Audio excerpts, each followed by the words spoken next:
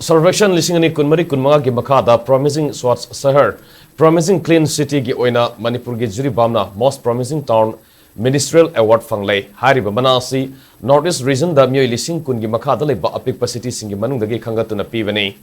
New Delhi dangarang pangthokpa thorom da manasi state asigi Housing and Urban Development Mahut ki Principal Secretary R.K. Dines, Director Mahut Ngangum Utam, Jiribam Municipal Council JMC gi Chairperson S. Santi amasung JMC ge Executive Officer Morangthem Surjita Puna Kusinaki. Award asi fangba atopa city singadudi Arunachal Pradesh ki Jirampur, Assam gi North Lakhimpur amasung Guwahati, Meghalaya gi Shillong, Mizoram gi Lunglei, Nagaland gi Jaluki, Sikkim gi Mangan amasung Tripura gi Khowai ni.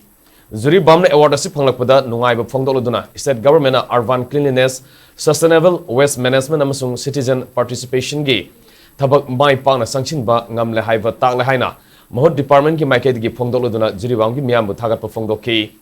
Award Lantokpi Thoramada Lebak Asigi President Draupadi Murmu amasung Union Minister of Housing and Urban Affairs Manohar Lal Khattar Su Sarugyaki.